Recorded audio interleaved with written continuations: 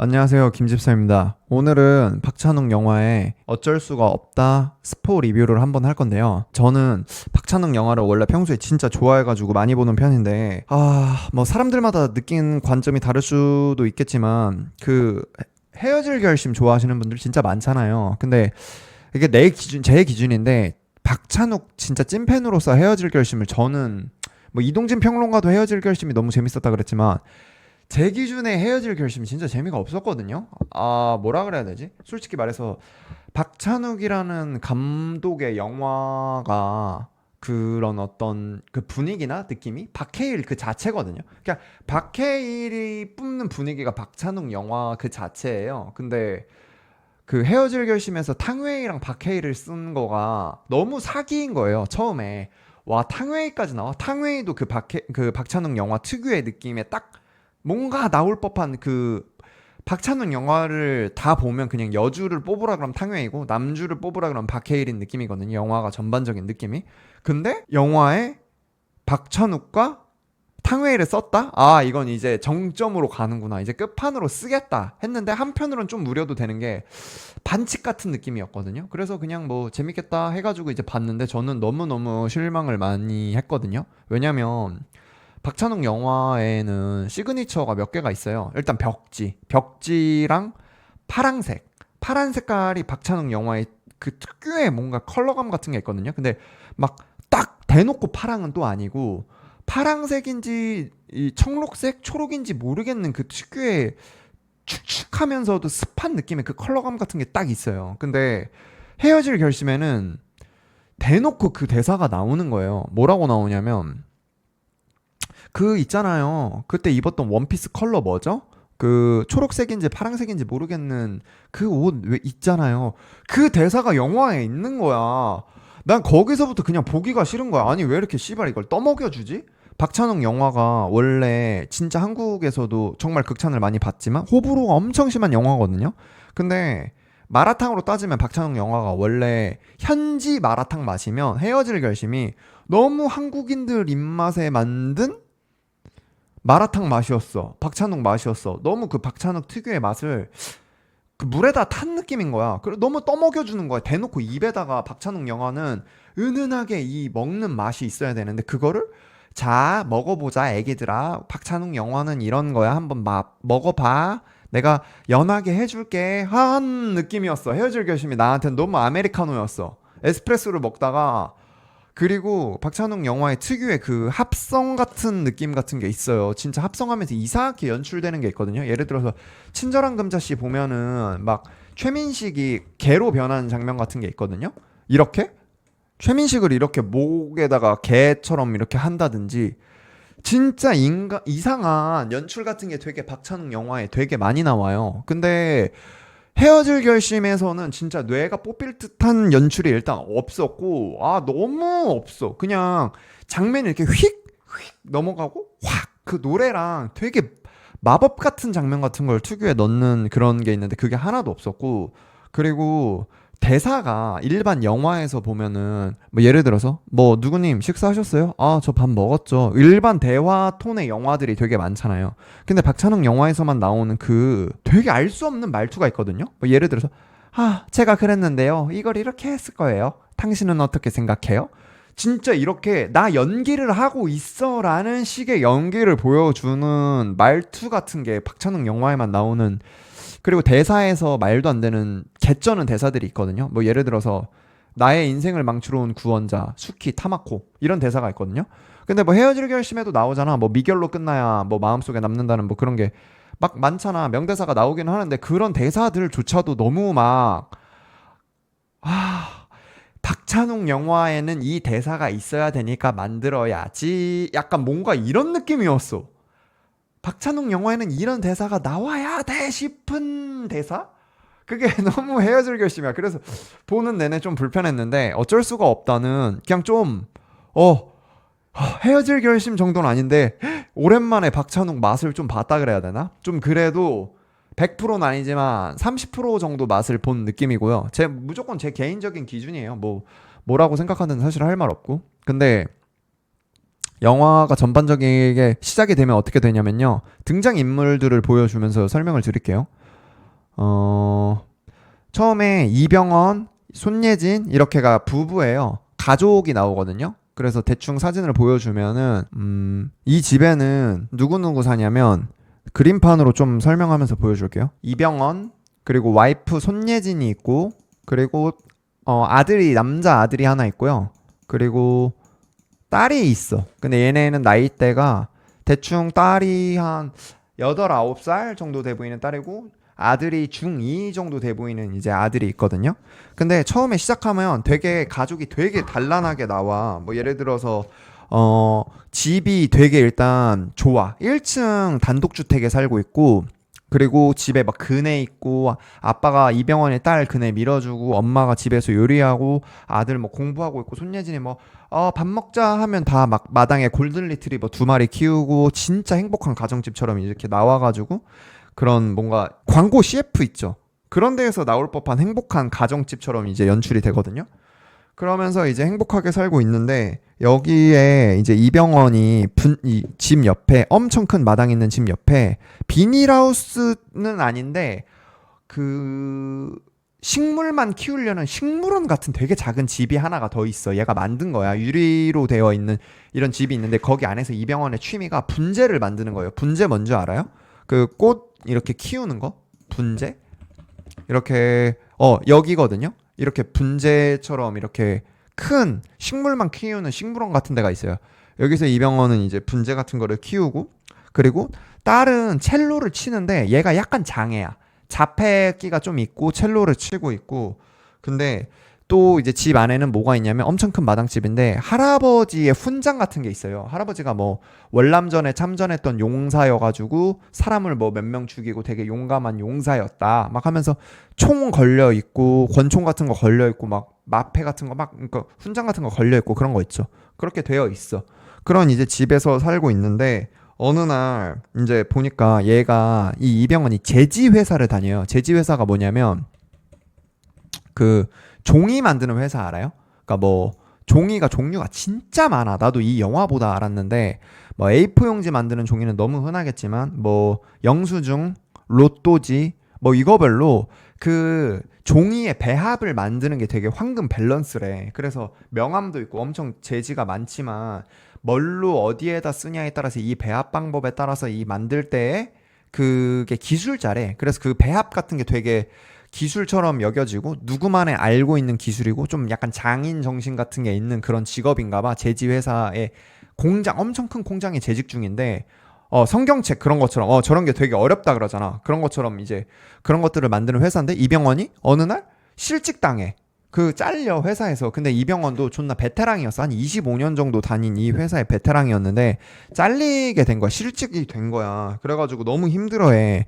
근데 이제 이 이병헌이 손에 뭘 이렇게 적으면서 메모를 해야 되는 습관이 있어. 그래가지고 막 그 자른 사람이 왜 잘랐냐면 다른 뭐 외국 계열 회사에서 엄청 큰 이 여기 회사를 인수했다는 거야. 외국 뭐 미국인들이 와가지고 이 공장을 인수했대. 그래가지고 그 뭐 막 되게 어떻게 설득해야 될지 같은 거를 연습을 해놨다. 그게 이 영화 메인 주제야. 뭐 처음에 예고편에도 나오듯이 뭐 그 사장 찾아가가지고 그 외국에서는 해고 당하는 게 도끼로 사람을 찍는다 아닙니까? 한국에서도 그렇듯이 저도 가정이 있고 여기서 잘리면 우리 가족들 다 굶어 죽습니다 하면서 말을 하려 그랬는데 미국인이라서 그런 걸 들어줄 시간조차도 주지 않아. 그냥 잘려버려. 근데 좀 약간 얘가 너무 많이 힘들어 하면서도 잘 모르겠는 게 손예진이 그 주부야. 그냥 막 테니스 집에서 테니스 치고 되게 부잣집처럼 연출이 되거든. 근데 약간 의아한 게 이병헌이 그냥 일반 회사 대기업이라고 쳐도 월급 많이 받아야 뭐 한 7, 800 받는다고 쳐도 이 마당 있는 집에 골든 리트리버 2마리 키우고 딸 첼로 가르치고 손예진은 일 아예 안 하고 테니스 치고 차 2대 있고 이게 유지가 되나 싶은 그런 뭔가 좀 화면이거든. 근데 뭐 이게 나도 이건 들은 건데 박찬욱 감독이 좀 세계화를 노리고 있는 것 같아. 좀 전 세계에서도 보고 재밌어 보이게 하려고 노리는 것 같기도 해서 좀 약간 글로벌해 영화 자체가. 아무튼 좀 그렇게 나오고 근데 이제 얘가 너무 이게 마음이 힘든 거야. 이병헌이 이 잘려가지고 그래가지고 그 손예진하고 통화를 하는데 손예진이 되게 되게 좋은 와 아내처럼 나와 막 이걸 설명해줘. 자기야, 그러니까 알고 보니까 손예진이 여기서 전화하면서 나오는데 뭐라 그러냐면, 자기 나도 이혼하고 돌싱이었는데 자기가 나한테 고백해서 결혼한 거 기억나? 나도 새 출발했는데 지금 너무 행복하게 잘 살잖아. 자기도 새 출발할 수 있어. 우리 3개월 안에 다시 재직해서 행복하게 살아보자. 이러면서 응원을 되게 많이 해주는데, 그러니까 보니까 손예진이 아들이 원래 있었던 돌싱맘이었고, 근데 이병헌이 손예진을 좋아해가지고 만나서 결혼해서 낳은 게 이 딸이야. 근데 여기에 나오는 내용이 하나가 뭐냐면, 얘네 둘엔 비밀이 하나 있는데, 그게 뭐냐면 아들이 2살 때 이제 재혼을 한 거야. 그러니까 이 아들하고 딸은 몰라. 이 이병헌이 새아빠라는 사실을 모르고 있고, 아빠하고 손예진만 알고 있는 상황이야.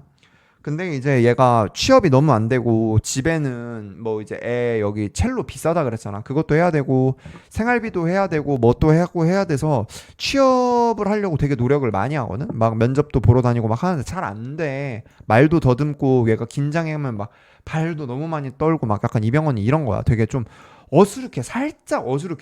아닙니다 막 하면서 약간 좀 이렇게 어수룩하게 나오거든, 이병헌이. 근데 이제 얘가 이제 돈이 너무 없으니까 이거 안 될 것 같아가지고 막 마트 알바를 해. 마트 막 카트 나르고 막 그냥 거기서 진열하고 막 약간 이러면서 하는데, 되게 그 장면이 좀 힘들게 비춰지는 것처럼 나오거든. 근데 이제 취업난에 시달리고 있는데, 얘가 이제 어느 날 집에서 TV 보고 있는데 이 영화 주요 인물들 중에 박희순이 나와요. 박희순이 뭘로 나오냐면, 우리나라에서 제지 업계에서 엄청 유명한 부장님으로 뉴스 같은 데 있지. 막 엄청 유명한 데는 아니고, 막 교육방송 있지. EBS나 막 좀 채널 케이블 같은 데서 인터뷰하는 게 같은 게 많이 나와. 막 안전모 쓰고 박희순이 안녕하십니까, 저는 어디 뭐 사업사에 다니고 있는 뭐 누구 박희순입니다. 저희 제지 회사에서는 막 하면서 그 막 시공 같은 거 하는 거 보여주고, 막 진짜 큰 나무 같은 거 쪼개는 거 보여주면서, 막 그 보면은 인테리어 회사나 막 페인트 회사 같은 거 보면 막 되게 청렴결박하게 그런 광고 같은 것도 나오고, 인터뷰하는 거 나오는 것처럼 박희순 씩 웃으면서 되게, 저희는 안전을 최우선하면서, 막 뭔지 알지? 그렇게 공익 광고처럼 그렇게 박희순이 TV 매스컴에 많이 타. 그러니까 이병헌하고 완전 같은 직급의 같은 라인에 일하고 있었던 사람이야, 박희순은. 그냥 보면서 되게 부러워해. 근데 박희순이 뭐 알겠는지 모르겠는데 막 인스타그램에 되게 그런 걸 많이 올려. 회사에서 일하는 모습, 멋있는 모습. 그런 걸 SNS에도 되게 많이 올려서 약간 SNS에서도 좀 셀럽이야. 인스타에서도 좀 셀럽이고, 잘 나가는 제지회사 기술 장인 같은 느낌으로 나오는 거를 이제 간간히 보여주는데, 그거를 좀 되게 부러워하면서 한편으로 그런 생각해, 이병헌이. 저기 내 자리인데 나도 저렇게 할 수 있는데, 나랑 능력이 똑같은데 제가 운이 좋아서 저기 갔구나라고, 좀 약간 뭔지 모르게 이병헌이 그런 생각을 머릿속에서 가지면서 구인구직을 하고 있는 건데, 이제 어떤 회사에서 그 지인 소개로 면접을 보러 오라는 거야. 그래가지고 마트에서 일하다가 되게 허겁지겁 옷 벗고 뛰어가가지고 집에서 옷 갈아입고 이제 면접을 보러 갔는데, 그 면접 보는 사람이 그런 말을 해. 그 친구가 도와줬다 그랬잖아. 그 면접관이 꼭 하는 질문이 있어. 그거 질문만 잘 준비해 오면 이 회사에 붙을 수 있거든. 그거 준비 잘해와. 그 질문이 뭐냐면, 단점을 잘 말해야 된대. 자신의 단점이 뭔가요? 라고 꼭 물어본대. 근데 그걸 되게 많이 준비를 해가려고 노력을 많이 했는데, 막상 면접을 보러 갔는데 그 사람이 중국인인 거야. 되게 뚱뚱한 중국인인 거야. 그 회사 그 회장이, 면접관이 직접 회장이 나오더라고. 그래서 면접을 보는데 너무 긴장하고 막 약간 이러다가, 근데 진짜 재수없게 뭐가 있냐면, 면접 보는 내 자리에 창문의 반대편에 엄청 큰 건물이 있어가지고 햇빛이 내 얼굴을 너무 세게 쪼는 거야. 그래가지고 그것 때문에 눈도 아프지, 집중도 안 되지, 식은땀 나지. 얘는 25년 동안 한 회사만 다녔고 그 면접 봤었던 감을 잃어버린 거야. 얘는 이미 어느 회사에서 부장까지 갔었던 사람인데, 다른 회사 면접 보려 그러니까 면접 보는 것도 까먹고 긴장되고 약간 이랬었는데, 얘 머리에 스트레스가 뭐였었냐면, 그 가정의 무게의 압박감이 너무 큰 거야. 막 집에 개 골든리트리버 2마리 있지. 손예진이 자기 잘할 수 있어. 막 이 아빠로서의 이 무게가 너무 무거운 거야. 그래서 그 긴장감과 여러 가지 감도 없고 이래가지고 이 면접을 개 조져버려. 그래가지고 진짜 어깨 존나 무겁게 이제 집에 돌아왔는데, 집에 돌아오니까 손예진하고 막 이제 밥 먹고 막 이러는데, 엎친 데 덮친 격으로 막 이제 집도 팔리게 생겼다. 우리 뭐 생활비 유지가 안 돼가지고 빚도 뭐 너무 많고 이거 집 팔아야 될 것 같아. 막 약간 이런 식으로 얘기를 하면서 밥을 먹는데 아들이 막 그런 말에 철딱서니 없이 미역국에 고기가 왜 없는 거야? 그러니까 손예진이 이제 우리 고기 반찬 좀 줄이고 막 약간 이러면서 하는데 그 들을수록 이병헌이 존나 표정이 썩어. 옛날 어른들은 그런 게 좀 있잖아. 뭐 쌀밥에 고기 반찬 이런 게 있잖아. 미역국에 고기 없다. 우리 이제 생활비 줄여야 된다. 집도 넘어가게 생겼다. 막 약간 이러고 있는데 얘가 유독 스트레스를 진짜 많이 받았던 이유가 뭐냐면 이병헌이 이 집 있지. 마당 있는 집. 여기에 엄청 애착이 있었던 인물이었던 거야. 이게 뭐냐면 얘가 이 집에서 태어났대. 그러니까 엄마 아빠랑 태어나서 이 집에서 살다가 집이 망해가지고 이 집이 팔렸는데 얘가 회사 생활 진짜 열심히 하고 돈 모아가지고 이 집주인하고 어떻게 얘기가 돼가지고 이 집을 사가지고 여기서 살고 있었고 애들도 여기서 크고 있었던 거야. 그래서 이병헌이 이 집에 대한 애착이 좀 엄청 커. 그래서 여보 그게 무슨 말이야. 나 이 집에 대한 애착 얼마나 큰지 알잖아. 어떻게 이 집을 팔라 그래. 막 이러면서 위기가 막 오고 약간 이러는데 그 와중에 와이프가 남편 동의 없이 이 집을 그 부동산에 올렸다는 거야. 그래가지고 이 집을 보러 사람들이 막 오고 그래. 근데 거기서 이제 이병헌이 다 내쫓고 싶고 막 스트레스 받고 그러고 있는 중에 이병헌의 친구가 동네 어릴 때부터 고등학교 뭐 중학교 때부터 친구가 있는데 친하진 않은가 봐. 좀 싫어해. 그 어떤 아저씨 한 명이 와. 뚱뚱해가지고 배 나온 아저씨 있는데 그 아저씨 그 라스에서 박진영 성대모사 하는 아저씨 알아요? 아무튼 그 배우야. 그 배우가 와가지고 집을 이렇게 둘러보는데 뭐 이병헌한테 만수거든. 야 만수야, 너네 집은 바뀐 게 하나도 없다. 막 약간 이러면서 비아냥거리면서 막 이러는데 야 안방 봐도 되지 이러는데 안방까지 올라가. 그래가지고 손예진이 집 막 설명해 주는데 그 집이 얘가 막 식물 키우는 거 너무 좋아한다 그랬잖아. 그러니까 엄청 예쁘고 좋은 소나무 같은 게 이 안방 창문에서 딱 보이게 돼 있어. 그래가지고 막 손예진이 여기 방 좀 전망 좀 보세요. 이게 소나무가 너무 좋은 거여서 아침에 일어나서 이거 보면 얼마나 좋겠어요. 막 이러는데 그 박진영 닮은 배우 뚱뚱한 아저씨가 침대에 잠깐 앉아봐도 되죠? 이러면서 침대 쿵 앉으면서 침대가 너무 좋네요. 막 이러면서 손예진한테 약간 성희롱해. 살짝 색드립 치면서 성희롱하면서 좀 그런 남자가 있어. 그리고 이제 뭐 집이 이제 힘들어지고 있는 이런 장면들 같은 걸 몇 개를 보여지는데 거기서 이제 문제가 뭐였냐면 이게 골든 리트리버가 관리비가 엄청 들잖아. 얘네가 대형견이니까 밥값도 너무 많이 나오는 거야. 그리고 이제 이 뭐 이제 털가리 같은 거 하는 것도 너무 어렵고 얘네 관리비도 너무 많이 나오고 약간 이래가지고 얘네를 이 손예진네 아빠 집에 시골로 파양을 보내요. 근데 이제 그러면서 이제 딸하고 아들하고 엄청 많이 울고 이러는데 이 딸이 유독 이 강아지들을 엄청 좋아해. 그래가지고 난리가 나는 거. 너무 많이 울고 이러는데 이병헌이 막 달래줘. 아빠가 꼭 다시 되찾아 올 거야. 걱정하지 마. 걱정하지 마. 하는데 또 이제 이 손예진이 따로 나와서 얘기를 하는 게 뭐냐면 나머지는 오케이 알겠다 이거야. 근데 첼로비 엄청 비싼 거야. 첼로 레슨비가 너무 비싼데 이게 또 계속 상황이 악화되는 게 뭐냐면 보여주진 않는데 얘가 실력이 미쳤다는 거야. 이 딸의 이 첼로가 어마무시하대. 얘가 자폐기가 있다 그랬잖아. 이 딸이 첼로를 너무 잘 쳐서 내가 감당할 수준의 실력이 아니래. 그 과외 선생님이. 그래서 이거 교수님, 자기 아는 교수님 추천을 해야겠대. 그래서 그 교수님한테 배워야 될 애고 얘는 세계적으로 스타가 될 정도의 첼로 실력을 가진 애입니다. 근데 문제가 뭐냐면 얘가 첼로 치는 거를 엄마 아빠 있으면 죽어도 안 쳐. 엄마 아빠가 소리 들리는 데만 있어도 죽어도 안 쳐. 이 선생님하고 있을 때만 쳐. 그리고 혼자 계속 첼로를 안 치고 그 선만 연습해. 아무도 안 볼 때 그냥 엄마 아빠 볼 때는 이 줄을 잡는 거 있지. 그것만 연습해서 이 굳은 살이 엄청 배에 있는데 연습은 많이 하는 것 같아. 밥 먹고 계속 그것만 해. 그 첼로 선만 잡고 악보만 그려. 근데 나는 이거 아는 사람들은 알고 모르는 사람은 모를 수도 있는데 잘난 척하는 게 아니라 나도 우연히 본 건데 영재발군단에 어떤 천재가 그 악보 그리는 애가 있거든. 그 악보 그림으로 악보 그리는 천재가 나온 적이 있어. 근데 이 영화에서 그거를 응용해서 썼더라고. 나는 그래서 그걸 딱 바로 알아봤다. 저거 천재가 그리는 악보인데 했는데 악보를 이렇게 그림으로 그리는 애가 있었어. 엄청 특이하게. 근데 그거를 영화에서 딱 그 악보를 썼더라고. 아무튼 그래서 얘가 천재처럼 나오는데 돈도 없는데 얘 레슨비를 올려야 되는 거야.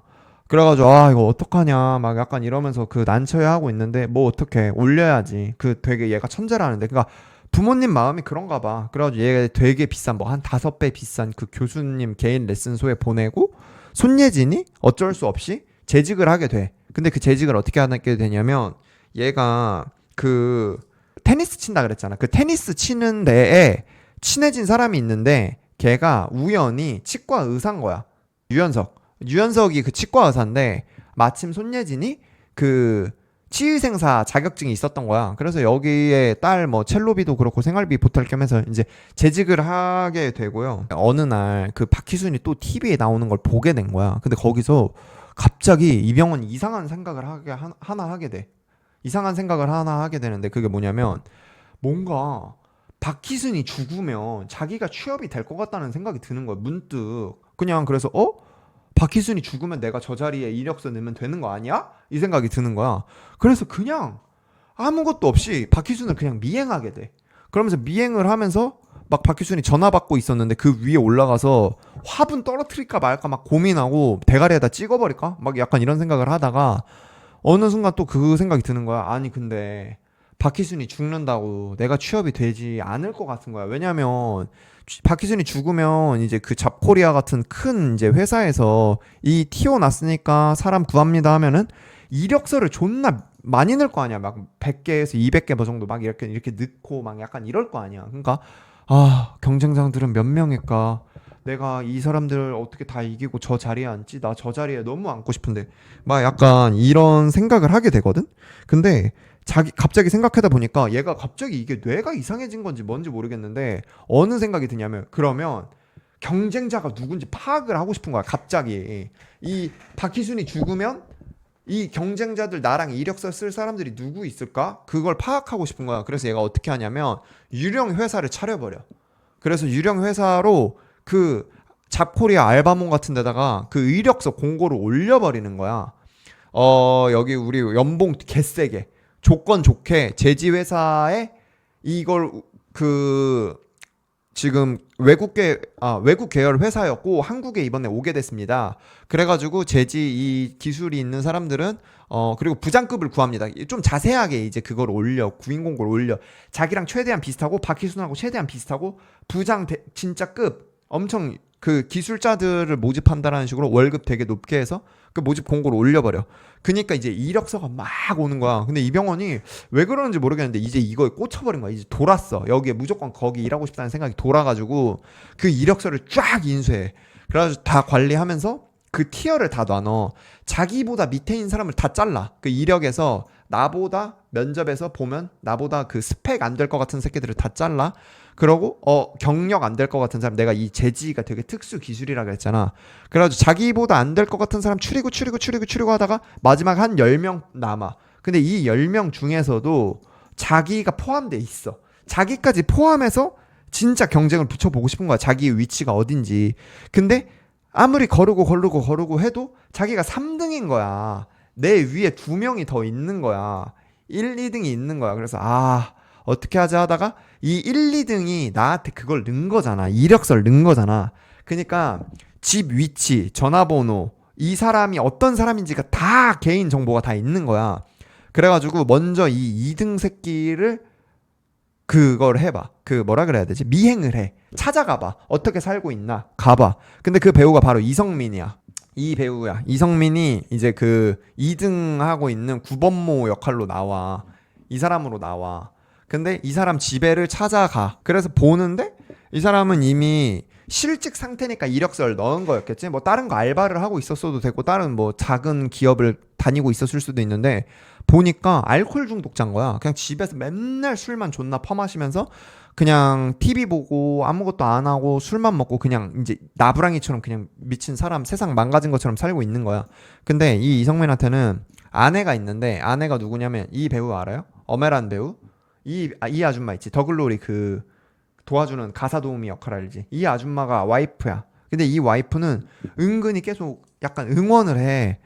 자기 잘할 수 있어. 막 약간 이러면서 나 오늘 오디션 보러 갔다 오니까 저녁 챙겨 먹고 있어 이러는데 이 엄애란 배우는 극 중에서 연극 배우야.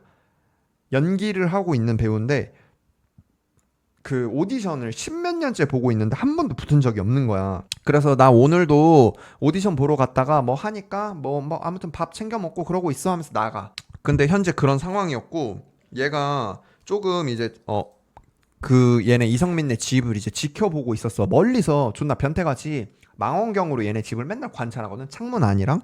근데 보다 보니까 하나 아는 게 있었는데 이 남편이 그래도 집을 비우는 시간 같은 게 있잖아. 가끔 비워. 그러면은 어떤 젊은 남자가 이 집에 들어와가지고 이 엄애란 배우하고 성관계를 해. 잠자리를 가져. 그러니까 바람을 피고 있었던 거야. 이 엄애란 배우는. 근데 그것도 계속 집으로 불러. 몇 번 집으로 불러서 계속 성관계 갖고 막 약간 이래. 그러면서 그냥 존나 병신 같다. 저 남자 불쌍하다. 존나 열심히 살라고 술 먹고 저러는데 계속 저러냐. 막 약간 이러고 있었거든. 근데 얘가 염탐 중에 그 산 옆에 살거든요. 시골에 살아.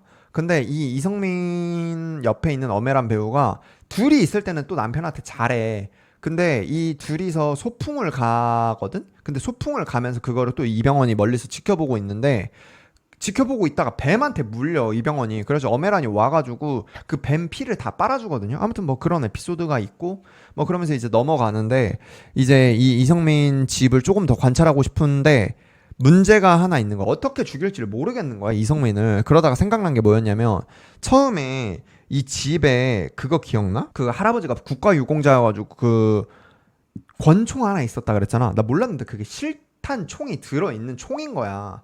그래서 그거를 챙겨가지고 주머니에다 넣고 얘를 이제 염탐하기 시작하는데 그 바람 피는 거 보고 이제 찜찜한 거야. 기분 며칠째 됐을 때. 근데 갑자기 핸드폰을 봤는데 부재중 전화가 한 20통 와 있는 거야. 염탐하던 중에 씨발 뭐야 나 전화 온지 몰랐어 이러고 보니까 몰랐는데 이 손예진하고 이병헌하고 취미가 있어. 그게 뭐냐면 얘네 둘이 그 부부 그런 거 알아? 차차차? 댄스 막 그런 거 하는 거 알아? 막 성인들 아줌마 아저씨들 막 춤 연습해가지고 무도회 같은 거 가고 막 그런 거 있지. 그거를 되게 오랫동안 둘이 하고 있었던 거야. 한 10년째 하고 있었대. 근데 그 동네 사람들이 많이 한다는 거야. 그래가지고 허겁지겁 해가지고 존나 늦었다 생각해가지고 거기를 갔는데 손예진이 계속 기다리다가 그 몰랐는데 이 유연석 배우 있지. 유연석 배우랑 춤을 춘 거야. 근데 그걸 이병헌이 봐. 근데 이병헌이 그래서 터덜터덜 가가지고 야 나 왔으니까 이제 나랑 쳐 약간 이러는데 손예진이 전화 20통 할 때 동안 전화 안 받았지 막 약간 이러니까 열받아가지고 흥 이러면서 그냥 그 유연석 배우랑 계속 춤추거든. 그래서 이병헌 배우가 이 옆에서 그 기다리다가 이 바람 피는 걸 계속 보고 있다가 그냥 질투심 유발하려 그런 건데 이병헌이 그냥 존나 빡쳐서 그냥 가. 집에 그 길로 그냥 집에 가. 갔다가 술을 밖에서 존나 먹나? 안 먹는다. 안 먹고 집에 와. 그래서 그냥 집 바닥에 이렇게 앉아 있는데 그 손예진이 왔는데 진짜 약간 업어치기 하면서 존나 화내. 씨발 바람 폈냐? 야 씨발 바람 폈어? 너 차에서 섹스했지? 막 약간 이러면서 너 그 좋아하잖아. 너 차에서 하는 거 좋아하잖아. 막 이러면서 그러니까 왜 이래? 막 하면서 손예진이 존나 화내. 얘는 그냥 질투심 유발하려고만 한 건데 근데 그럴 것도 그런 것이 이병헌이 지금 이걸 보고 왔잖아. 이 이성민 바람 피는 거 보고 왔잖아. 그리고 그 아까 걔 유연석도 키 크고 좀 젊은 남자고 약간 이러니까 그 오버랩 되는 거야. 그 자기 그 미행했던 남자 바람 핀 거랑 오버랩 되는 거야. 그래가지고 얘가 이병헌이 존나 열받아가지고 무슨 말까지 했냐면 팬티 벗어보라고.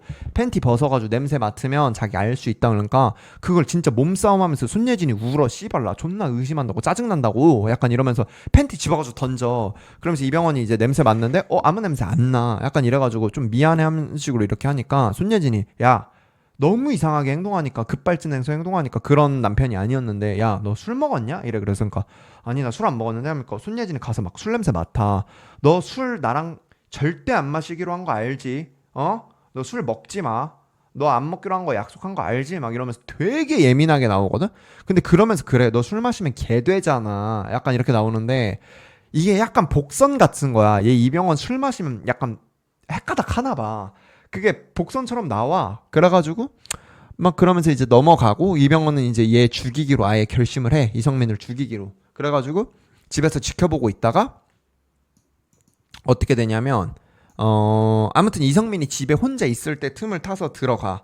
그래가지고 그 총을 겨눠. 근데 이성민한테 총을 겨누면서 죽이려고 하니까 이성민이 걘 줄 아는 거야. 바람핀 남자인 줄 아는 거야. 이성민이 알고 있었던 거야. 이 와이프가 바람핀 걸 알고 있었던 거야. 그래가지고 엄청 울면서 이 개새끼 너구나. 바람핀 새끼가 너야 막 이러면서 그니까 날 죽이러 왔군. 그러고 너네 둘이 살라고 하는구나 하면서 막 말싸움 하면서 이성민하고 이병헌하고 총 겨누고 죽일 것처럼 얘기하고 있는데 이 와이프가 와가지고 대가리 쳐버려요. 이병헌 막 동상 같은 걸로 머리 쳐. 그래가지고 이 집에서 완전 개판 아수라장이 나막 막 2대1로 싸우고 막 씨발 난리 나고 막 집 다 부시고 막 이제 난리 나는 와중에 어떻게 해요? 저렇게 하다가 이성민이 총을 한 방 빵 맞아. 배 같은 데다 한 방 빡 맞아. 근데 그 총을 몸싸움을 하다가 이 와이프가 그 총을 잡아버리는 거야. 근데 이병헌 어쨌든 일반인이잖아. 그래가지고 그 어메란이 총 겨누니까 존나 무서워가지고 그냥 집 밖으로 도망가 버리는 거야. 근데 이제 도망가니까 어메란이 계속 쫓아가고 막 약간 이러는 와중에 이병헌이 그 집 밖에서 넘어져. 그리고 이성민도 그 총 맞았는데 뛰쳐나와. 근데 이병헌이 도망가다가 이렇게 딱 뒤돌아봤는데 이 어메란 와이프 있지. 이 여자가 자기 남편을 그냥 나머지 한 발을 쏴버려. 총을 두 발을 그냥 두 방째때를 쏴버려. 그러니까 죽었으면 좋겠다고 생각을 하고 있었나 봐. 그걸 이병헌이 또 봐. 근데 그 다음에 남편 죽이고 갑자기 딱 이병헌이랑 눈 마주치니까 이병헌이 와 하면서 존나 소리 지르면서 도망가거든. 근데 그 장면이 존나 코믹하게 연출되거든. 그러면서 이제 어메란이 총 들고 존나 탕탕 쏘면서 존나 쫓아와. 그 장면이 존나 웃겨. 산속에서 이렇게 둘이 내려오면서 총 쏘고 막 해가지고 이병헌이 이제 도망가. 그러고 이제 장면이 넘어가면은 그 어메란이 바람 폈다 그랬잖아. 그니까 그 바람 폈던 남자 있지. 남자가 와가지고 그 어메란네 집 마당에 산속에 산다 그랬잖아. 그러니까 이 내연남하고 어메란하고 남편을 땅에 묻어버려. 근데 총으로 쏴서 죽인 거니까 이게 증거물이 될까봐 그걸 땅에다가 넣고 그냥 다 파 묻어버려. 근데 그거 자체를 이병헌이 멀리서 밤에 보고 있었던 거야. 근데 이병헌은 씨발 내가 어차피 죽일라 그랬는데 죽었네 했는데 이병헌 그 얘네 잠들 때까지 이 내연남하고 이 내연이하고 잠들 때까지 기다렸다가 이 다시 와. 그러면서 이 땅을 막 파는 거야. 그래서 내가 씨발 왜 저러는 거지 하고 있었거든. 총 가져갈라 그런 거야. 총 가져가려고. 그래가지고 총 가져가서 이병헌 다시 이제 집에 와. 그러면서 어쨌든 증거 인멸을 그 걔네가 그냥 해준 거야. 난 아무것도 안 하고 증거 인멸이 다 돼버렸어. 그 다음에 이제 어떻게? 그 다음에 뭘 해야겠어? 이 1등을 제쳐야 되잖아. 그래가지고 1등 이력서를 또 봤는데 근데 이게 영화니까 그냥 그러려니 해. 사람 1, 2등 죽여서 자기가 이제 면접 보려고 하고 있는 그런 영화 상황이야. 근데 1등이 누구냐면 차승원이야. 차승원은 이제 보면은 이 지금 구두 들고 있지. 이 구두집에서 구두 사업을 그러니까 이제 취업이 안 되니까 그냥 작게 구두집 차려가지고 하고 있었더라고. 근데 이제 들어가서 얘기 막 어떻게 하다 친해져. 구두 사러 갔다가 이병헌이 뭐 이런저런 얘기하다가 친해지는데 어떻게 되냐면 되게 근면성실하고 열심히 살고 있었던 사람인 거야. 그래서 근데 뭐 막 구두 얘기하고 이런저런 얘기하고 있는데 중학생 딸이 찾아와가지고 아빠 나 뭐 5천 원만 해가지고 차승원이 에이 너는 집에 빨리 들어가지 뭐 왜 이렇게 또 돈 달라 그래 언제 들어가려고 하니까 아빠 5천 원만 막 약간 이러면서 해가지고 차승원이 5천 원 주고 딸 있는 모습까지 보여주거든. 근데 그냥 딸 가니까 이병헌이 차승원 죽여버려. 아니 근데 난 이게 영화가 좀 약간 아이러니하면서도 이상한 게 원래 보통 영화면 이병헌이 그렇게 어수룩하고 착하게 살았으면 자기도 딸 있고 얘도 취업 다 나는 영화가 어떻게 되려고 예상했던 게 뭐냐면 1, 2등을 죽이려고 마음을 먹었지만 나랑 같은 상황이고 이 경제력 이 어깨 무거운 상황에 다들 그냥 열심히 살라고 하고 있는 엄마 아빠들이구나. 이거 어떻게 자기 딸도 행복하고 이러니까 죽이지 말아야지 마음 약해지고 막 이병헌 손 바들바들 떨면서 총 못 쏘고 막 약간 이런 장면이 나올 줄 알았거든. 그러니까 죽일 때 존나 아무렇지도 않게 죽이는 거야 그냥. 그래서 차승원 죽여가지고 그냥 트렁크에 싣고 그냥 와버려. 근데 올 때쯤에 집에 차승원을 실어서 왔는데 그래서 그냥 그 낮이었거든. 근데 거기서 이제 손예진하고 거실에서 이제 만나가지고 이런저런 얘기를 하는데 갑자기 경찰이 집에 찾아오는 거야. 그래가지고 씨발 이병헌이 존나 무서워가지고 나 이제 좆됐구나 나 이제 자수해야겠다 하고 있었는데 그 갑자기 경찰이 집에 들어오더니 이 아들을 데려가는 거야. 수갑으로 채우는 거야. 그래서 뭐냐 이랬더니 아들이 휴대폰 가게에서 휴대폰을 10개를 훔쳤다는 거야. 어떤 남자 중학생 한 명이랑. 그래가지고 연행되는 거야. 그래가지고 어리둥절해가지고 막 그러고 있었는데 좀 약간 그 좀 무섭게 나오는 장면이 손예진이 어쨌든 경찰서 가야 되니까 방금 차승원 시체 트렁크에다 넣고 이병헌이 왔잖아. 그 차 타고 다시 가자는 거야. 그래서 경찰서를 가자고? 뒤에 시체를 태웠는데 거기 경찰서를 가자는 거야. 손예진이 그 차를 타고. 그래가지고 그 장면 좀 웃기게 나와. 그래서 어쨌든 그 장면 타고 이제 거기 이제 경찰서 가고 막 약간 이래. 근데 막 아들한테 막 뭐 힘내라 막 이제 이런 얘기하고 일단은 거기서 조사받으러 가고 막 약간 이러고 있는데 지금은 못 나간다는 거야. 뭐 이제 그 안에 구치소는 아니고 그냥 예비로 잠깐 가다 놓는 거 있지. 그런 것처럼 거기에 이제 갇혀 있어.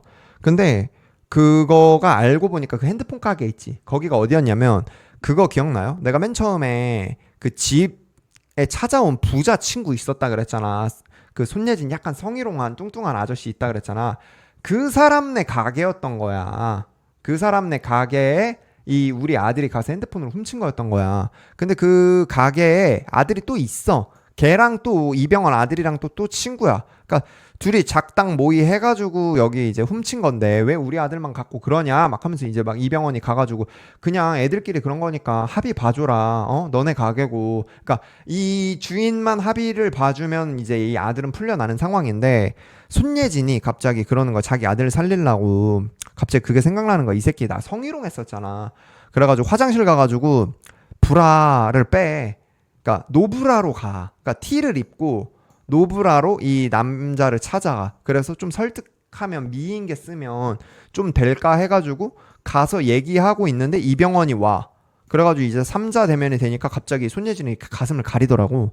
그러면서 이병헌이 그래. 너 씨발 집에 거기 너네 그 CCTV 매장 한번 볼까? 막 약간 이래. 우리 아들이 핸드폰 훔치는 장면만 보지 말고 다른 장면도 한번 봐보시지 이러니까 얘가 성희롱했다 그랬잖아. 이 계저씨가 이 가게에 젊은 여자들을 데리고 와서 막 성희롱하고 막 성관계하고 그런 게 다 CCTV에 있나 봐. 그거 네 마누라한테 한번 말해볼까? 한번 봐보라고 얘기할까? 막 하면서 이병헌이 협박하니까 얘가 막 이러면서 그냥 어쨌든 지 아들도 연루돼 있고 이러니까 그냥 해프닝으로 해. 그래가지고 그냥 아들 풀려나. 그래서 그냥 이제 그냥 아들이 이제 나와.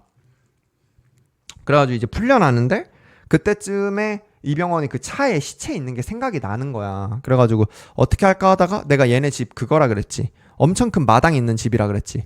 이 마당 있는 집에 식물도 진짜 많은데 그거를 사람을 하나를 묻기가 너무 큰 거야. 그래가지고 이걸 이병헌이 새벽에 어떻게 할까 하다가 이 나무 집 같은 거 있다 그랬지. 분재 있고 이 식물원 같은 거, 이 이병헌 작업실 같은 거 있다 그랬지. 일단 여기다가 차승원을 눕혀. 그래가지고 이걸 어떻게 할까 존나 고민하고 이제 서 있는데 그 아들 있다 그랬지. 중학교 2학년 아들 있다 그랬지. 얘 방이 이 옥탑방이야. 근데 얘가 집에서 담배를 못 피니까 새벽에 1층으로 나가면 엄마 아빠가 깨니까 이 다락방을 통해서 이 지붕으로 나갈 수가 있나? 이 지붕 위로 올라갈 수가 있는 구조야. 이 아들 방에서. 그래서 거기 위에서 담배를 피는데 이 중학생 아들이 담배를 피는데 이 여기서 이 여기 관이 보여. 이 식물원이 보여. 그래서 봤는데 아빠가 전기톱으로 이 사람 같은 걸 자르려는 게 보이는 거야. 그래서 존나 무서워가지고 못 봐. 그래가지고 이제 집에 들어와. 근데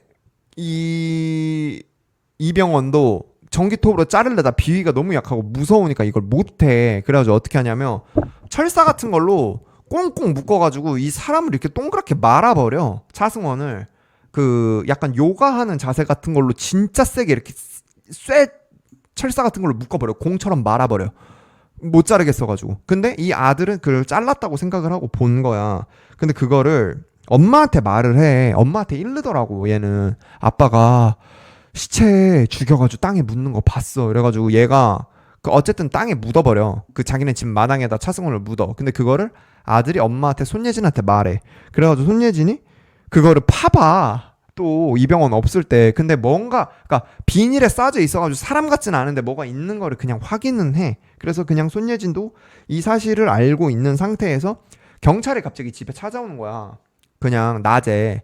그래가지고 뭐지? 해가지고 했는데 경찰 2명이 이병헌한테 하는 말이 최근에 사람 2명이 죽었다. 근데 그 사람들이 이병헌 씨하고 공통점이 있어서 찾아왔다. 그게 뭐냐면 나이도 비슷하고 직급도 비슷하고 능력도 비슷한 제지 회사에 재직 중이었던 능력 좋은 부장님급 사람들이 다 실직 당한 사람들이고 이 두 명이 지금 사라졌는데 이병헌 씨만 남았다. 그러니까 신변 보호를 좀 조심해라. 이 다음 타겟이 왠지 모르게 형사들 촉으로 이병헌 씨일 것 같다는 거야. 그러니까 좀 조심해달래. 그러니까 목숨 위험할 수도 있으니까 사라질 수도 있으니까 좀 조심하세요 막 하는데 여기서 약간 명대사 아닌 명대사 같은 게 나오는 게 명대사는 아니다. 이병헌이 이 형사들이 조심하라고 가는데 사라지면 연락드리겠습니다 하면서 그러니까 형사들이 딱 정색하고 그런 농담하지 마세요 하고 그냥 이제 가. 그러고 이제 갑자기 이병헌은 좀 기분이 좋아진 거야. 왠지 모르게 이 차승원하고 이승민이 죽었으니까 우리나라에서 제일 능력 좋은 1, 2등 후보가 죽어버린 거잖아. 그러니까 이제 자기 차례가 될 것 같은데 이제 문제가 뭐냐? 그 자리의 주인 박희순을 죽여야 되잖아. 박희순을 죽여야 이 회사에서 TO 공고가 나오고 자기가 면접을 보러 가야 이제 회사에 재직이 된다는 거 아니야. 그래서 이제 박희순을 죽이기로 마음을 먹어. 그래서 박희순을 염탐을 해. 근데 박희순이 알고 보니까 집도 좋고 존나 잘 살고 이제 능력 좋게 나왔잖아. 근데 박희순이 그 대기업을 다니면서 돈을 존나 많이 벌어가지고 얘도 그 집을 산 거야. 존나 좋은 집을 산 거야. 근데 그 좋은 집이 뭐냐면 얘도 그 이병헌네 집처럼 앞마당 있는 되게 큰 집을 산 거야. 산속 같은 집을 산 거야. 그래서 막 캠핑장도 만들고 2층 집에다가 막 위스키 존나 깔아놓고 그렇게 사는데 거기에서 이제 그 차 타고 이제 퇴근하고 있는데 이병헌이 여기서 기다리고 있다가 와 놀래키면서 나와가지고 그걸 이용해. 자기 얘가 SNS 한다 그랬잖아. 박희준이 막 TV에도 나오고 약간 셀럽이라 그랬잖아. 그래서 그런 식으로 접근을 해. 자기 존나 팬이다. 그래가지고 자기도 지금 제지 회사 다니고 있고 이런 거 이제 준비 이력 이제 회사 잘려가지고 다른 데 구인구직 하려고 있고 알아보고 있는데 그냥 자문 구하러 왔어요. 그래서 얘기라도 좀 섞어보고 싶어요. 막 약간 이런 식으로 했는데 얘가 박희순 SNS도 다 보고 맨날 염탐하고 그랬다 그랬잖아. 그러니까 개인정보는 없어. 왜냐면 이력서를 받은 게 아니니까. 근데 얘 SNS에 얘가 맨날 그 위스키 먹는 거를 맨날 올리거든. 그러니까 이 이병헌 생각에 얘가 위스키를 좋아하는 걸 알고 위스키 되게 비싼 거를 갖고 와가지고 술 이렇게 흔들면서 술 한잔 하시면서 얘기 좀 하시죠? 막 약간 이러니까 자문 좀 구하고 싶어서 왔어요 팬으로. 그러니까 이 박희순도 어쨌든 관종이잖아. 아저씨인데 SNS 존나 열심히 하고 팬이 집에 찾아온 거잖아. 그러니까 이러더니 집으로 따라오슈 이래. 그러니까 몰랐는데 이 박희순도 약간 알코올 중독이었던 거야. 술을 존나 좋아했던 사람인 거야. 근데 막 그러면서 하는 얘기가 집에 들어가서 보니까 좀 외로워. 뭐냐면 이혼당했대. 일이 너무 바빠가지고 박희순이 존나 잘 나가는 제지회사 직원이잖아. 그러니까 일이 너무 바쁘니까 이혼당한 거야. 근데 돈은 있으니까 이 큰 집을 산 거야. 그러니까 이 큰 집에 되게 외롭게 맨날 혼자 있는 거야. 박희순도. 그래 외로웠고 이러니까 이제 이병헌이 오니까 술 마시면서 얘기도 들어주고 이런저런 얘기를 막 나누는데 이병헌이 손예진하고 한 약속을 되게 잘 지키는 거야. 술을 자꾸 안 마셔. 자꾸 술 밑에다 버려.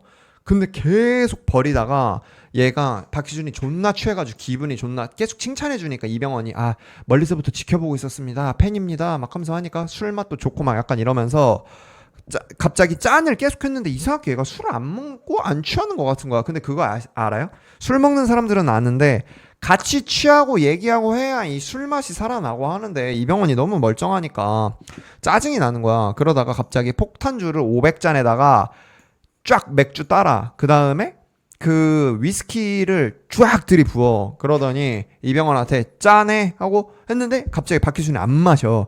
이병헌이 자꾸 이렇게 먹는 척 하려고 하고 먹는 척 하려고 하는데 안 마셔. 얘 먹는 타이밍에 버려야 되는데 이게 양도 너무 많고 못 버리겠는 거야. 그러더니 계속 이렇게 쭉 쳐다보고 있더니 박희순이 마셔. 왜 안 마셔? 이러니까 어쨌든 잘 보여야 되고 죽여야 되고 이러니까 이병헌이 손예진하고 절대 술 안 먹는 거 약속해가지고 안 먹고 뻗팅기고 있었는데 여기서부터 이제 조짐이 오죠.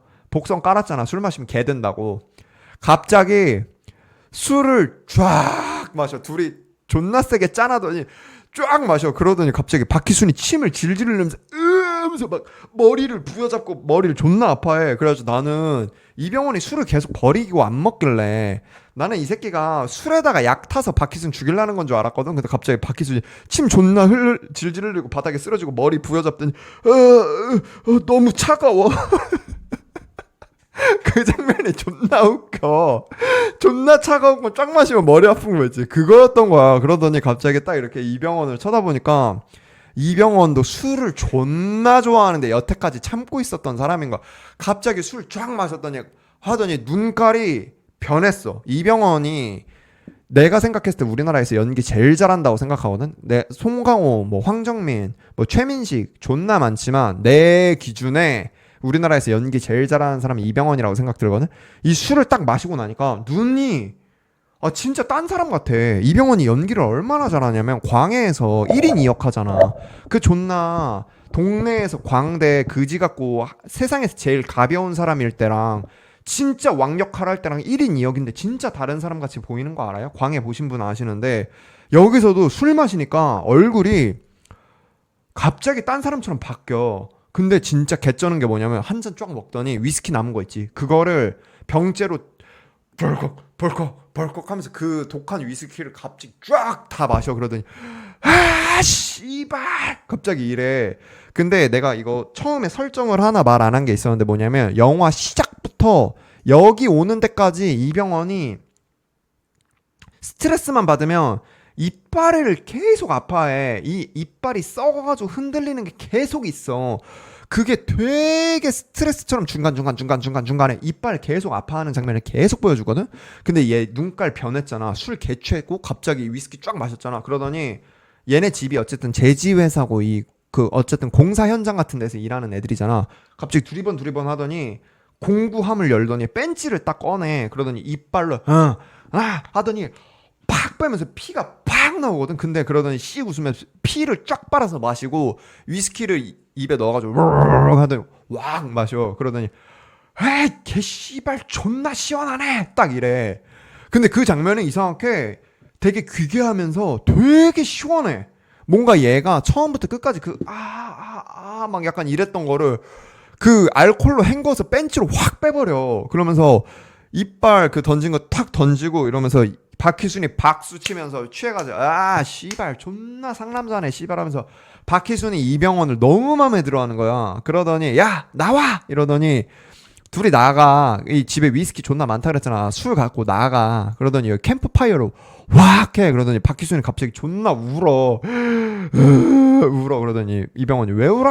약간 이러니까 씨발 내가 SNS랑 유튜브랑 방송에서 이거 사람들한테 맨날 얘기할 때마다 캠프파이어 하고 싶다고 개 지랄 연병하고 와이프랑 돈 벌어서 여기 와가지고 여자들이랑 여기서 캠프파이어 하고 싶었는데 씨발 너 새끼랑 처음 켜보네 하면서 울어. 이게 너무 키고 싶었나 봐 이 캠프파이어가. 그래가지고 처음 켰다고 존나 울고 존나 기분 좋아가지고 막 만취해. 둘이 존나 취해. 그래가지고 이제 박희순이 그냥 아예 그냥 시체처럼 뻗어버려. 그냥 뻗어버려. 근데 이병헌이 술이 좀 센가 봐. 여기서 그냥 갑자기 존나 취하니까 어떻게 죽이냐면 좀 약간 잔인하거든? 얘를 존나 깡깡 묶어. 박희순은 아예 못 움직이게 몸을 묶어버려. 술 존나 취한 상태로. 이병헌도 취했는데. 그러더니 땅을 파서 묻어. 그 다음에 대가리만 이렇게 쏙 빼. 그리고 몸을 아예 못 움직이게 포박하고 싶었나봐. 땅 위에 이렇게 대가리만 뺐더니 박스 테이프로 이 얘를 이렇게 묶어. 다 묶어. 그 다음에 입에 구멍만 뚫어놔. 숨 쉬어야 되니까 콧구멍을 다 막어. 그 다음에 여기다가 그거 알지? 이거 이름 뭐지? 이렇게 생긴 거? 여기다 물 부으면 이렇게 들어가게 하는 거 있잖아. 꽃갈 같은 거 있잖아. 그걸 얘 숨구멍처럼 이렇게 입에 넣어버려. 그 다음에 여기다가 독약 같은 걸 존나 부어. 근데 얘는 여기 콧구멍도 없고 입 다 막혔으니까 여기로 숨을 쉬어야 되고 안 마시면 죽고 약간 그런 상태인 거야. 뭔 말인 줄 알아? 막 약간 이러면서 그거를 얘가 박효준이 먹어. 그 다음에 먹는 걸 보자마자 꽃갈 치우고 랩으로 입을 이렇게 씌워버리거든. 근데 그 장면 존나 징그러우면서 더러운 게 뭐냐면 얘 술 존나 많이 마셨지. 독약 먹었으니까 그 랩을 감쌌잖아. 토를 존나 해. 그게 이 토가 얼굴로 존나 올라와. 그게 존나 역해. 근데 그거를 죽는 거를 이렇게 계속 이병헌이 지켜봐. 그러더니 이제 박희순 끌고 와가지고 이 집에다가 좀 이제 랩 씌운 거를 가위로 존나 깔끔하게 싹 치워. 그래가지고 의자에 앉혀놔. 그래가지고 술 처먹다 죽은 것처럼. 이게 나도 잘 모르겠는데 충분히 먹다 죽을 만한 뭔가 그런 건가 봐. 뭔지는 모르겠어. 그리고 얘가 술병 이 집에 있는 거를 다 몇 개를 까. 그래가지고 다 부어버려. 그 다음에 이 술병을 더 많이 만들어. 술 먹다 뒤진 것처럼 그냥 만들어버려. 그러고 은근히 약간 처리를 잘 해. 자기 뭐 이런 거 안 나오게, 뭐 자기 흔적 같은 거 안 나오게 정리 다 하고 나갈라는데, 그 존나 웃기게 벤치에 이빨 달려 있는 게 바닥에 떨어져 있는 거야. 그래서 차차차 씨발 이걸 놓고 갈 뻔했나면서 그 벤치에 이빨 달린 거 마지막에 갖고 나오거든. 그래가지고 이제 며칠이 지나. 근데 또 똑같이 며칠 지났는데 집에 갑자기 경찰이 찾아와. 그래가지고 와, 약간 이거 이제 쫄리는 거야. 이제 또 무서운 거야. 아, 이제 어떻게 뭐 이제 내가 이제 진짜 걸렸나 뭔가 막 약간 이러고 있는데 경찰이 오더니 그 사건이 해결됐다는 거야. 갑자기 이 사람 두 명이서 죽은 게 사건이 해결됐대. 그래서 뭐죠? 이러니까 몰랐는데 그 와이프가 남편 죽였다 그랬잖아. 어? 그 바람핀 내연녀가 이 자기 남편 죽고 땅에다 묻었다 그랬잖아. 근데 이 내연녀가 자기가 잡히기 싫어가지고 약간 그런 식으로 말한 거야. 남편이 총을 갖고 있었다. 그리고 뭐 존나 열받아 하더니 나갔다. 이 남편 총이 있었다. 우리 남편 이성민 총이 있었다. 뭐 이런 식으로 약간 말을 한 거야. 근데 알고 보니까 이 경찰들이 조사를 해보니까 차승원하고 이 이성민하고 얘네 둘이 다 회사를 안 다니고 있었다 그랬잖아. 나도 이게 그냥 다 기억에서만 의존해서 말하는 거라서 한 번 보고 말하는 거라서 100% 기억나진 않는데 얘네 둘이 경쟁 회사에서 뭐 싸우다가 서로 파멸한 사이였던 거야. 그러니까 2등하고 3등이 회사 다닐 때 서로 진짜 앙숙이었던 사이였던 거야. 근데 이 어메라는 이 얘가 총 갖고 나갔다고 했고 약간 이러니까 경찰 쪽에서는 얘네 둘이 싸우다가 실종된 것처럼 확인을 해서 이병헌은 아무 일 없이 빠져나간 것처럼 뭔가 된 거야. 이해돼? 그래가지고 근데 그거를 막 이병헌이 아 정말요? 아 몰랐네요. 아 저는 그런 사람들 이름 들어본 적도 없어요. 막 이런 식으로 얘기를 하고 있는데 약간 좀 무서운 게 그거를 손예진이 멀리서 다 보고 있어. 손예진은 그건 거 알잖아. 얘가 다 죽인 거 알고 있잖아. 그래가지고 그냥 좀 약간 조금 연기하고 있는 모습을 좀 보는 게 조금 약간 이상하게 되면서 아무튼 그래. 그리고 경찰들 그냥 가. 근데 여기서부터는 별 내용 없는 게 이제 좀 의외로 좀 별거 아닌 게 진짜 박희순이 죽고 그 대기업에서 그게 나와. 티오가 나와. 그래서 이병헌이 면접을 보러 가는데 1, 2, 3등을 다 죽여버렸잖아. 내 위에 있는 애들. 그러니까 처음에는 그 존나 긴장하고 말 더듬고 막 이랬던 애가 말도 존나 잘하고 존나 위풍당당하게 그거를 이제 하는 거야. 막 너무 대단하게. 그래가지고 이거를 바로 그냥 면접을 보는데 너무 잘 봐. 이빨도 뺐지. 스트레스 받는 것도 없지. 내 위에 아무도 없지. 그러니까 말 너무 청산유수로 너무 잘해가지고 회사에 붙어버려. 그래가지고 그냥 회사 잘 다녀. 그렇게 하고 그냥 영화 끝나. 근데 이게 진짜 정리가 너무 안 되는 게 뭐냐면 나는 이게 영화가 재밌긴 하거든. 박찬욱 영화는 재밌는 게 그 다 필요 없고 미장센하고 음악하고 색감이 너무 예뻐요. 그래서 그냥 되게 이쁜 전시회 본다고 생각하고 보면 너무 재밌는데 이 영화는 너무 복선 같은 거 정리가 하나도 안 되는 게 뭐냐면 일단 첫 번째로 딸 첼로 치고 막 그거 있었잖아. 그게 뭐 안 나와. 난 되게 그 반전 비밀이 있고 천재고 자폐하여서 얘가 뭐가 될 줄 알았거든. 근데 그냥 엄마 보는 앞에서 한 번 쳐. 되게 감동적인 것처럼 연출하려 그랬는데 엄마 뭐 그 앞에서 그냥 이렇게 막 딱 치고 끝나고. 그리고 그 이병헌이 중간에 아빠 얘기를 한 번 하거든요. 아빠가 거기 뭐 식물원에서 목매달아서 죽었는데 아빠가 원래 이 집 앞에 되게 큰 돼지 농장을 했었다. 돼지를 2만 마리 키웠었는데 돼지가 뭐 구제역병에 걸려가지고 다 죽였는데 땅에다가 다 묻었다. 산 거를. 그래가지고 돼지를 다 땅에다 묻었다 이런 얘기를 얘 아들한테 해주거든. 그래가지고 나는 이 장면이 3대 부자잖아. 이병헌 있고 이병헌 아들 있고 아빠 있잖아. 그니까 아빠가 돼지 2만 마리를 죽였었던 그게 있잖아. 그거를 이병헌이 봤는데 이병헌이 사람들을 땅에 묻잖아.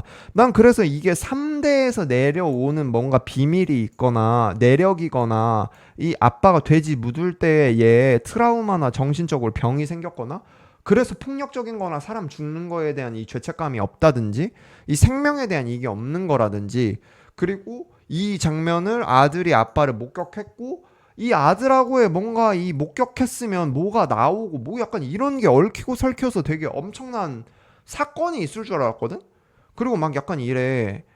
이 이병헌이 아들한테 거름 같은 걸 묻어야 식물이 잘 자란다. 식물은 똥이나 이런 걸 묻는 것처럼 안 좋은 걸 묻어야 돼. 이거 돼지 묻었어. 사람 묻는 거 봤어. 뭐 약간 뭔가 이런 것처럼 개연성이 있을 줄 알았거든.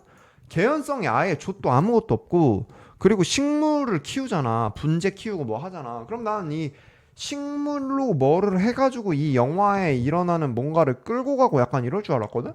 식물 이 영화에서 아무 의미 없고, 이 돼지 죽인 거 아무 의미 없고, 아들 아무 의미 없고, 첼로 아무 의미 없고, 그냥 좀 개연성 너무 없고 정리를 너무 안 해. 그냥 좀, 그리고 좀 약간 싫은 게, 여러 가지가 있어. 어메란 그 바람핀 아내랑도 뭔가 문제 있을 줄 알았는데 그것도 없고, 유연석이 막 손예진하고도 바람 피거나 뭔 일 날 줄 알았는데 그것도 아무것도 없고, 좀 약간 싫었던 게, 뭐라고 말하기 좀 어려운데, 싫지도 좋지도 않았으면서 좀 좋진 않았던 감정이 든 게 뭐냐면, 파랑색을 너무 계속 덕지덕지 발라놨어.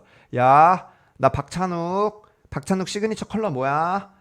찐파랑하고 초록인 거 알지? 자, 봐라.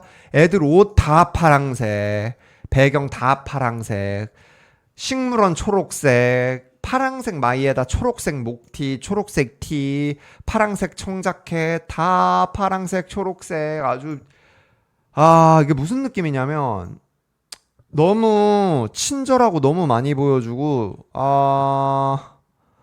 그냥 진짜 박찬욱이라는 에스프레소를, 아메리카노를 연하게 푼 건데 물을 너무 많이 부은 느낌이야.